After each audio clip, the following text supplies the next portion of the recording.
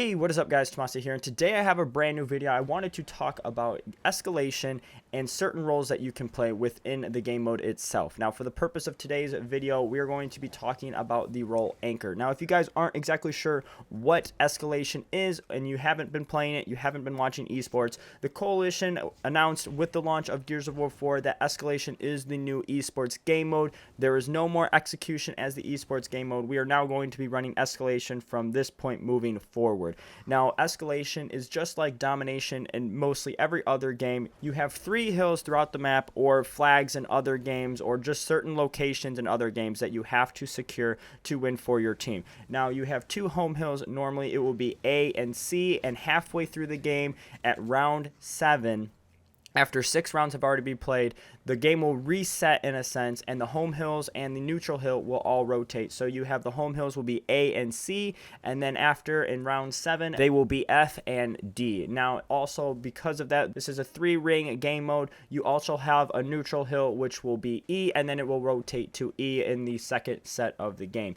Now, what the home hills are the closest hills to your spawn. That is your secure point. That is where your anchor actually plays and comes into effect. So what the anchor's job is to basically secure your home hill and defend the home hill at all costs, your last leg in a sense. So basically, the home hill is your pride and joy. That is something that you want to hold and either take the opponent's home hill when you have the chance, or secure the 2-cap, control the neutral, control the home hill, or control both home hills to secure the win. Now, if you get a triple cap at all throughout the game mode, you will win instantly. It doesn't matter what the points are, whether they are 1 point away from winning or they are completely destroying you. It does not matter. If you hit the triple ring cap, it will be game over. So the role of the anchor, like I said, to hold the home hill, besides that, will also be the brains of the operation. And what I mean by that is they are the type of people that are supposed to be playing support. Obviously, there is going to be another anchor across from you or as your opponent. You have a 1v1. Now, if the opponent pushes you, you have to win your battle because your team is depending on you to hold your home hill. You have to secure that for your team. That is one thing that you need to control at all times throughout the map. You can lose the neutral, but you can't lose your home hill. So if the 1v1 is not pushed and your opponent does not push you, obviously keep him at bay, but you also want to be able to support your teammates. So that means you need to be one of the most vocal players on your team. You need to know how many opponents are dead, how many opponents are alive, what their locations are, whether they're on home hill, they're middle of the map, they're on the neutral hill, wherever they are. You need to make sure that you know where everybody is so that you can let your teammates know and relay the information to them so that they have an understanding of exactly what their position is on the map. So besides that, just say your team ended up getting slayed. Now it is just you versus 5 for any of the amounts of opponents that you can have. Basically, your best bet, you still have that one guy that is playing anchor for the opposing team. Now, if he has rotated and you have seen he has rotated, you have an opportunity to overextend to secure it for your team, because obviously with only one player being alive and you having the only hill for your team, they are definitely going to push you.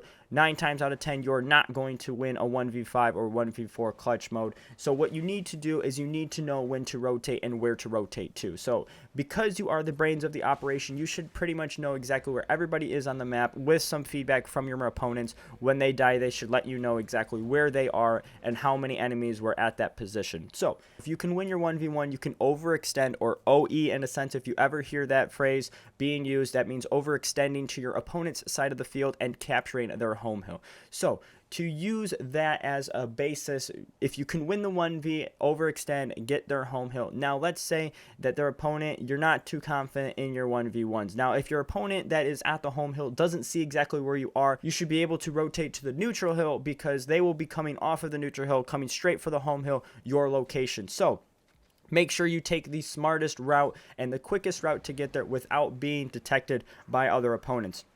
Now, like I had mentioned earlier, if you get a triple cap instantly, it takes 3 seconds to cap a ring.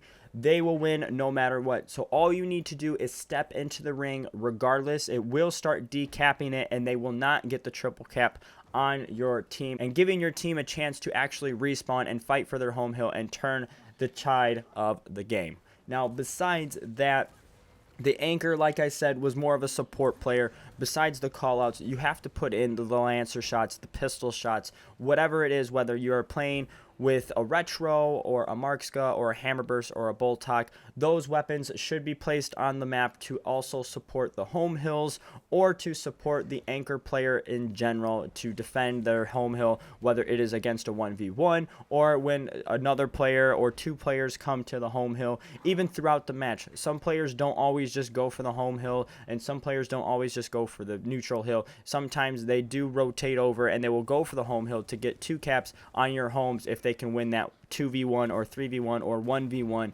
on you or your opponent. So besides that, that is pretty much a quick little breakdown on exactly how to play the role of anchor. If you guys enjoyed this video or you have any other questions, make sure to leave a comment down below. If I did forget something that you think that is more important that should be added to the role of anchor, make sure to leave a comment down below. Let me know your guys' opinions. Let me know your guys' thoughts on exactly what the anchor should be doing, or if there's something else that they should be adding into the role of the anchor. Make sure to leave a comment down below. Also, if you are new, make sure to subscribe for further update videos all on Gears of War 4, and I will see you in the next one.